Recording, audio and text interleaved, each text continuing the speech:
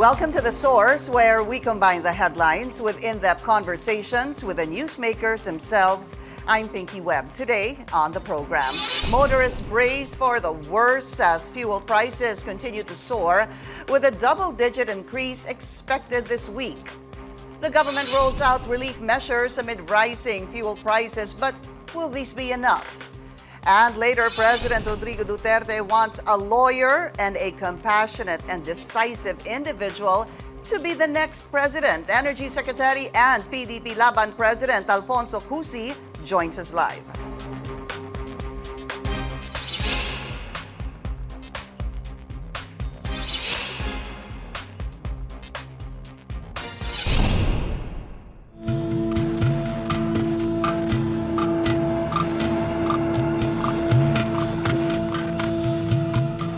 Motorists should brace for yet another massive fuel price increase this week. In its forecast, Unioil Petroleum Philippines says that diesel prices may increase to 12 pesos per liter, while gasoline prices may shoot up to 7 pesos. This is the 11th straight week of oil price hikes. And amid the uncertainty in the crisis in Ukraine and Russia, what other temporary relief measures are in place to assist Filipinos from these rising fuel prices? Let's go straight to the source of the story. We have Energy Secretary Alfonso Cusi. Secretary Cusi, welcome to the source. It's good to see you again, sir. Good morning, ma'am. Good morning, listeners. Ito, hinaharap natin, it's a rough week again for the oil industry. Let's start with that because fuel prices are again expected to increase tomorrow. As mentioned a while ago, Unioil placed it at about 12 pesos for diesel and 7 pesos for gas. By your estimate and projection, how much increase can we expect tomorrow? Tomorrow, we are seeing the price to be, the increase will be less than 12 pesos for diesel, and it should be less than 7 pesos for gasoline. That is because of the correction in the world price market during the Thursday-Friday trading. Opo. And if you say less than 12 pesos for diesel and less than 7 pesos per gas, can you please tell us now how much to expect tomorrow? Tomorrow, that is the projection, or less than 12 pesos for diesel and less than 7 pesos for gasoline. But sorry, sir, if you mean less than 12, are we still looking at about 11 pesos? Would that still be a double-digit increase? Yes, it's really tough. It's masakit, masyadong mataas ang increase, and but we cannot do anything about the price. Because it's really dictated by the world market. So what we are doing now is that we are reviewing our the pricing policy, the pricing formula that is being used, and reviewing the fuel value chain, finding ways to bring down the pump price of fuel. Finding ways, let's talk about that because this is, again, a big burden to the public, Secretary. Are you asking the oil companies to implement a staggered increase in the prices of fuel? We brought it up last Friday. We requested for staggered increase, and we even requested them if they can lessen the industry take, to also do that sacrifice. As we have asked our consumers to do conservation, we are also asking our industry players to sacrifice and take a cut in the industry take. And when you called for a staggered increase among the oil companies, what was the response? Was it positive or not? Well, they are not receptive to it because in fact, they brought up to our attention their problem also because the replacement inventory, they have to acquire it at a higher price. In fact, they are also asking our government if they can be helped in the financing. We discussed that with the OF. And is that going to be possible? Also helping the oil companies as they were asking for some sort of financing as well? Well, we have to look at it in a bigger picture.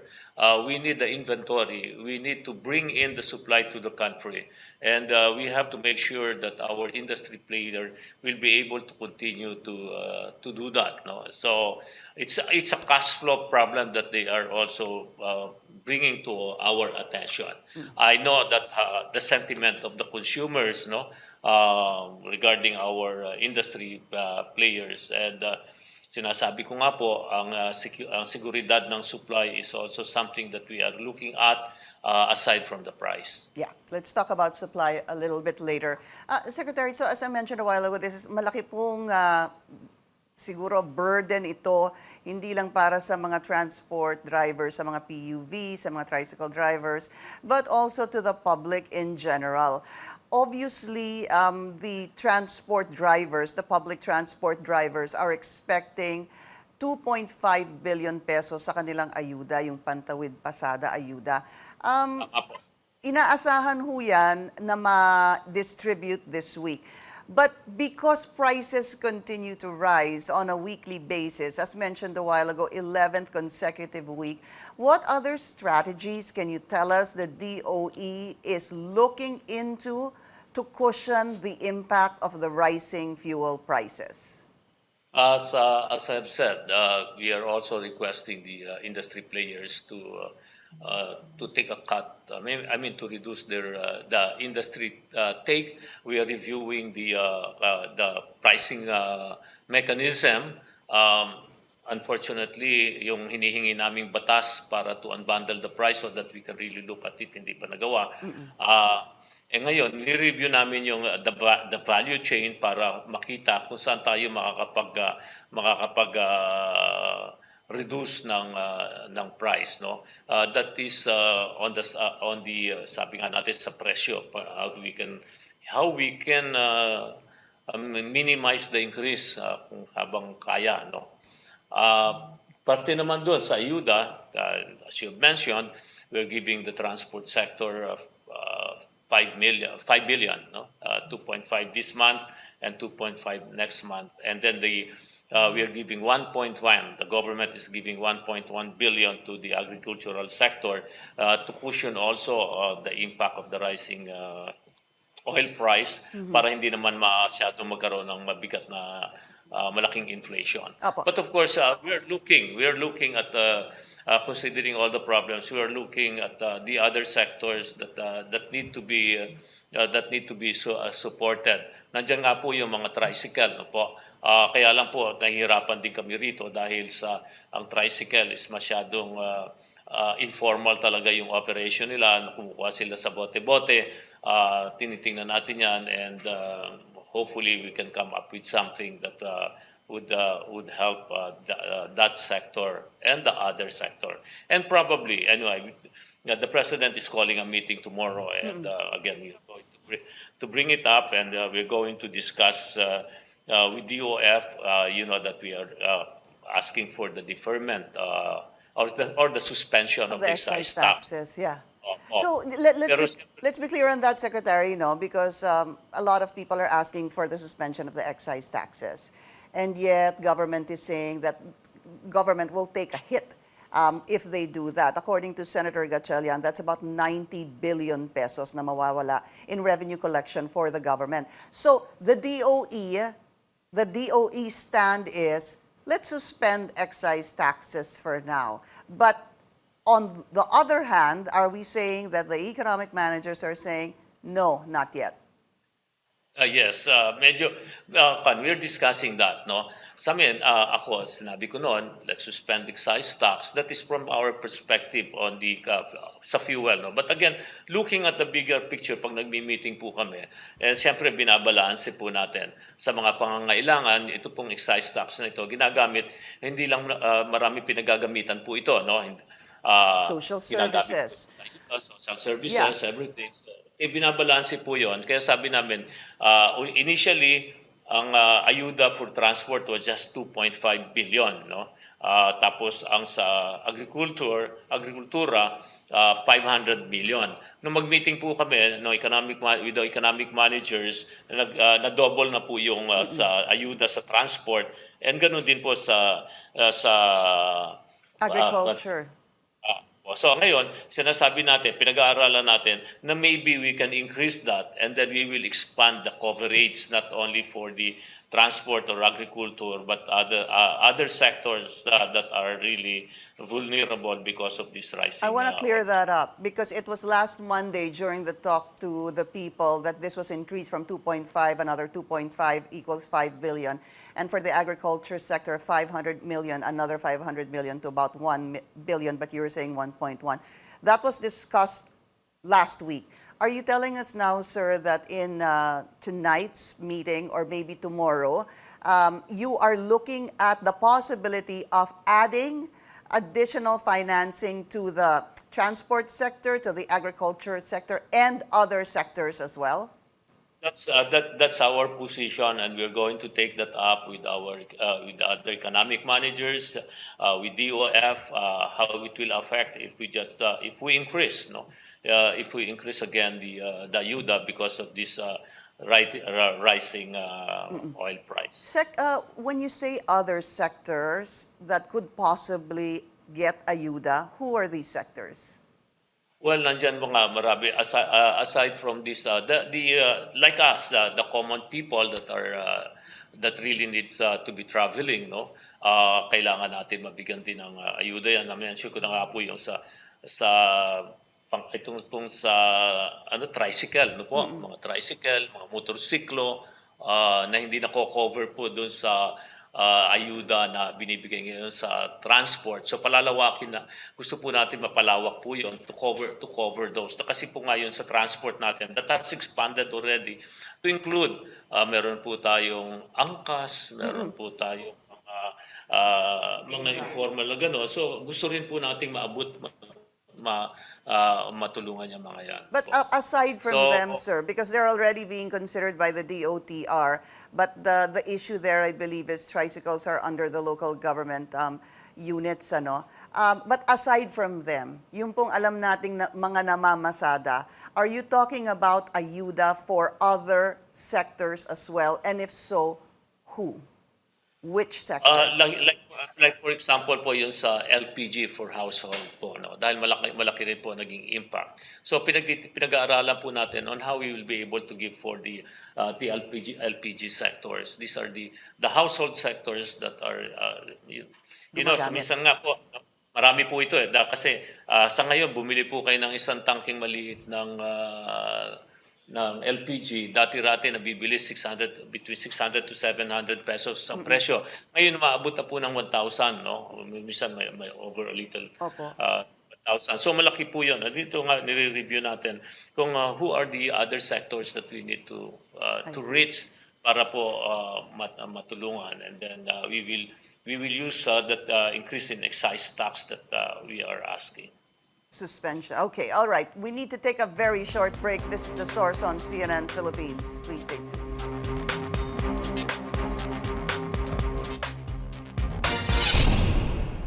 The Source on CNN Philippines. Our guest today, Energy Secretary Alfonso Cusi. Sir, I just want to follow up on what you said a while ago. Also very important, yung sinabi nyo nga pong LPG. Does this mean, what is your proposal to give ayuda doon sa mga gumagamit ng LPG because napakarami po nun, or is it to subsidize the cost of LPG? Well, we can subsidize the cost of LPG again, suspending the excise tax, for LPG users. So yun ay kukuha na muna natin na tinutulak. That is 3 pesos per ano mga ba itong kanito 3 pesos per liter or kilo.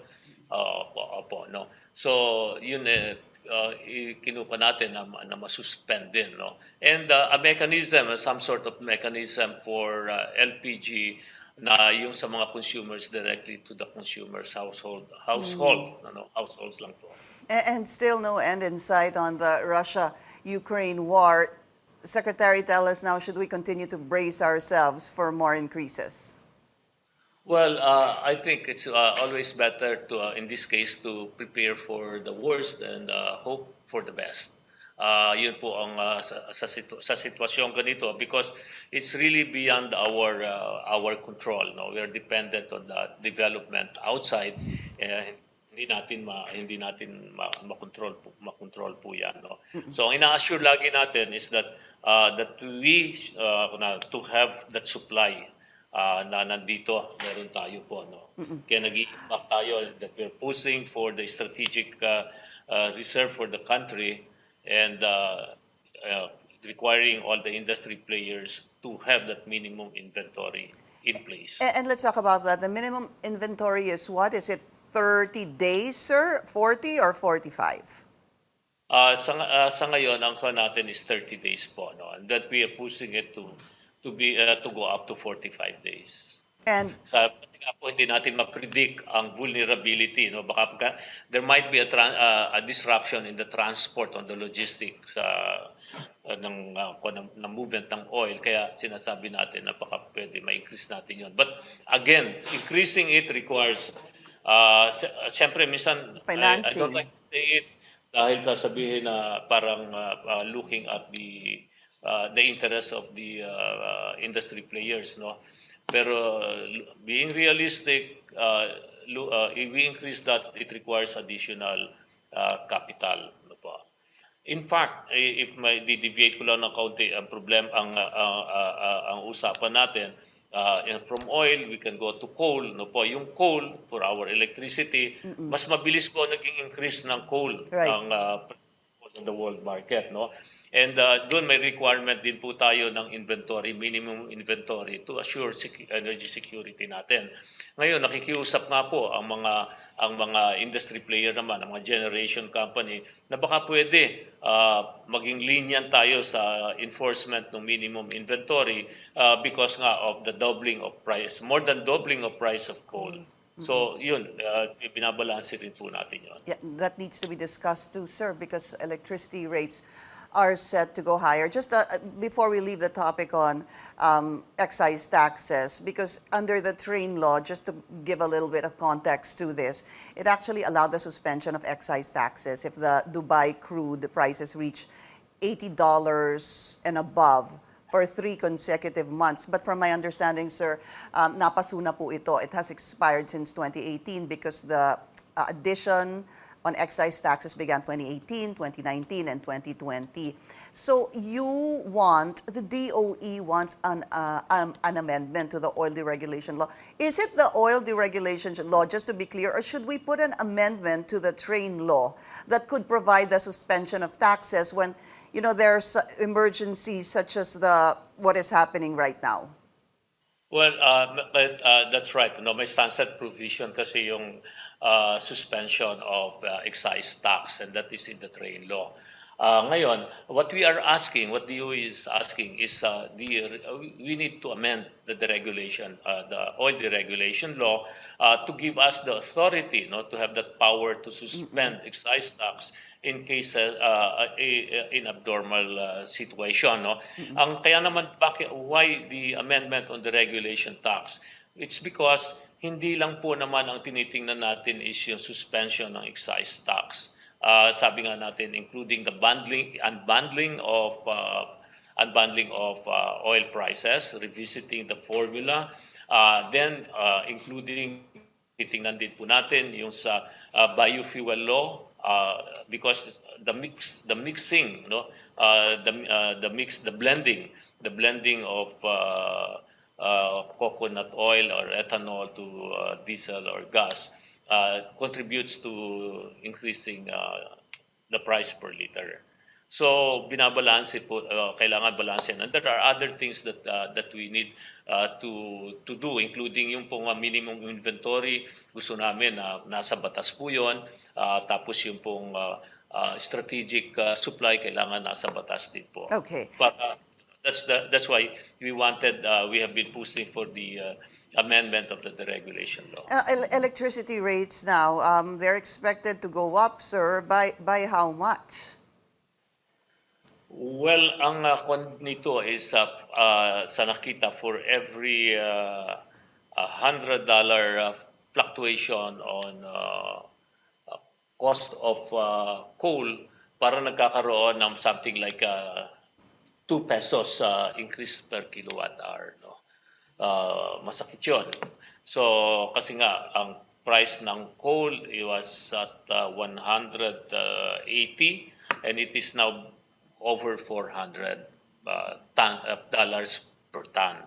And in that fluctuation, we need also to revisit that formula, ma'am. Pero ganun, more or less, to give, sabi nga natin, a rough computation, for every fluctuation of $100, baka magkaroon ng 2 peso increase in, per kilowatt hour. Before we go on a break, Secretary, I wanted to ask you, it's something you brought up a while ago. We're not just talking about prices here of petroleum products. Let's talk about briefly supply. Do we have enough supply, and are you concerned that this could cause a problem in the short term? Or this could be a problem in the short term in terms of supply? Well, ang ko lang natin dito is anticipating, because we don't know what will happen in the supply chain, in the world market, and we just have to be prepared. We need to have that inventory in place in our country. Why? Because we don't have the strategic petroleum reserve unlike the other developed countries. They have their own petroleum reserve. Around 7 billion barrels ang if I got it right. And ngayon, kumukuha na sila doon, may nakukunan sila. That's why they can cushion the price in their countries. Pero tayo wala, and we are dependent on our industry players. Kaya sinasabi natin, importante na meron tayo na reserve, because we don't know what could happen. Baka mamaya kasi yung delivery ng fuel, mga tankers cannot come on time dahil sa may disruption in the and anything can happen. Right. And when you talk about reserve, are you talking about reserve of oil companies, or are you talking about reserve of government? Both. Both. We're both. So we are working on the government reserve, the strategic reserve that we can lend and borrow when needed, And we are requiring a minimum inventory for the industry players Right. to keep. But tayo po, right now, yung gobyerno po, meron ho bang reserve? Wala po. Yan nga po ang tinutulak natin noon pa. Kaya minamadali nga po natin, sinasabi natin ngayon na minamadali po natin through PNOC, Right. na magkaroon na makaangkat na tayo. We are negotiating.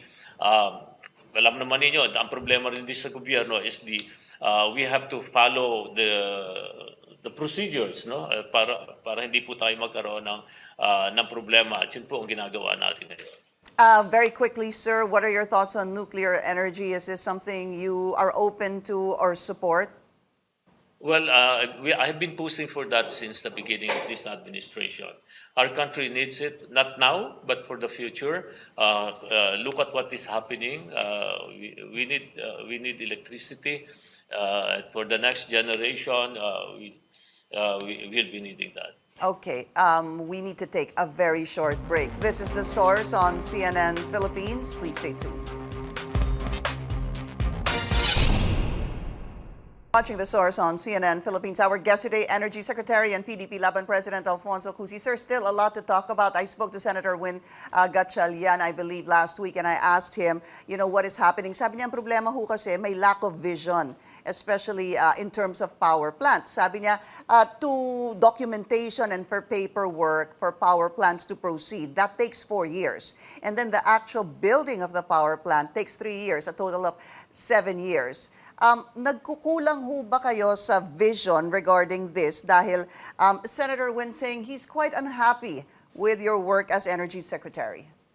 Well, I respect that. That is his opinion, and he's entitled to that. But as far as vision is concerned, since the beginning, we have been pushing for a lot of things. We just work quietly, including people now talking about the LNG, the Malampaya gas, the power plant that is now in place. Ang pinag-uusapan lang po dati noon, ano mangyayari, depleted na yung magiging depleted na po yung Malampaya. And since 2017, we have been pushing for that in Japan and in other countries. And now the LNG terminal is rising up in Batangas. We have the First Gen together with Tokyo Gas, and then Linseed together with Osaka Gas, and there are other three more that we have given notice to proceed to ensure energy security. And following that, having those terminals will be the power plants. There are power plants that have been put up. The one in Zambales, the two 668 megawatts. Ang nagiging problema lang doon po is of course the dispatch, the transmission lines, all these things. So nandyan po yan. Ano? And ito po namang when it comes to nuclear, we have been pushing for nuclear. It's not that simple. Nagsimula po yung pagtulak natin dyan is 2017, at the same time, 2017. Yeah. And the first time that, actually 2017, and when the president visited Russia, we wanted to bring in here